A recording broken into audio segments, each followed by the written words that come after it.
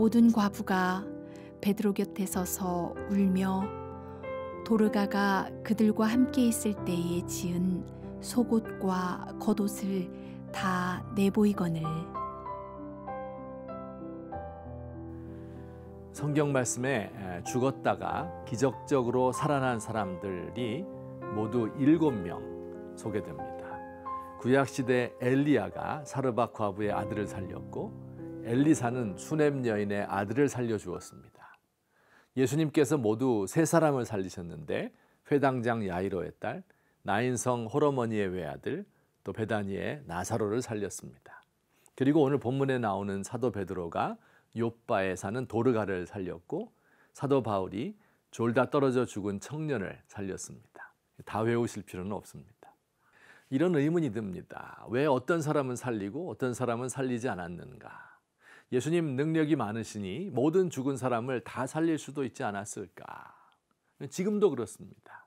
다 열심히 병 낫기를 기도하는데 어떤 사람은 고침을 받고 어떤 사람은 하나님이 데려가십니다.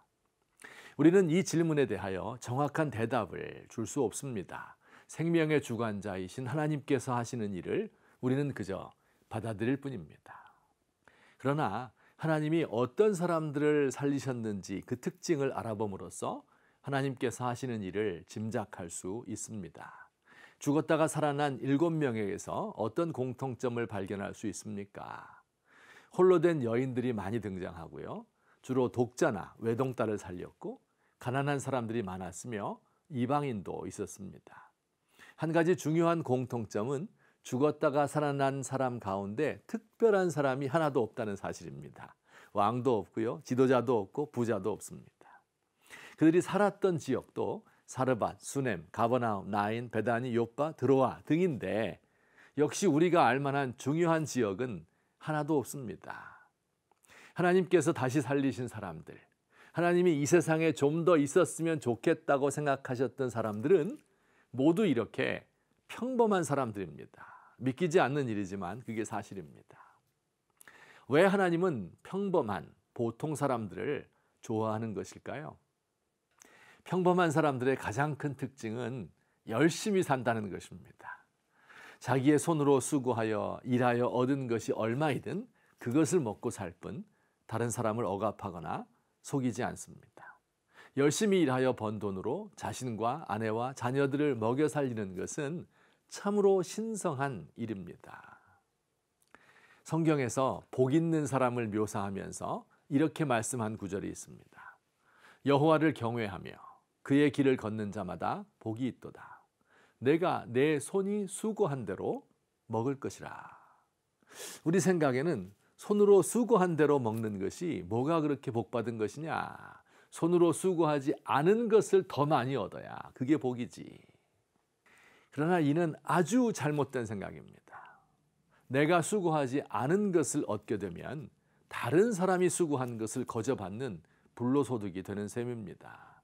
내 손으로 수고하는 것이 하나님이 원하는 삶의 방식이고 그렇게 힘들여 얻은 대가로 포도나무 같은 아내를 사랑하고 식탁에 둘러앉은 올리브나무 같은 자식들 입에 밥숟가락 들어가는 것을 보는 것이 하나님 주신 가장 큰 복인 것입니다. 오늘날 근면하게 일하고 열심히 사는 것을 중요한 가치로 여기지 않는 세상이 되었습니다. 타락한 것이죠. 부동산에 투자하여 1년 내내 일한 것보다 더 많은 소득을 올리는 것을 부러워합니다.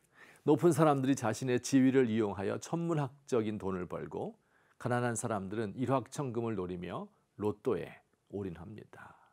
평범한 사람들의 욕심 없는 노동이 신성한 것입니다.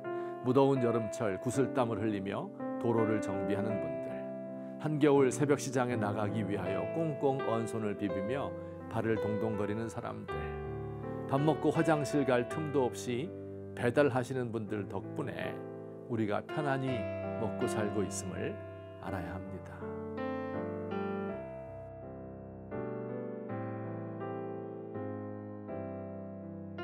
하나님, 큰일과 감당하지 못할 놀라운 일을 추구하며 힘쓰지 않습니다. 겸손히 하나님과 동행하면서 저에게 주어진 작은 일을 감당합니다.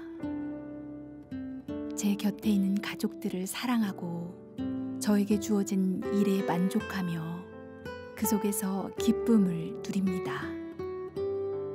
하루 종일 일하고 가족들과 한 상에 둘러앉아 식사하고 감사의 예배드리는 행복을 누리게 하소서.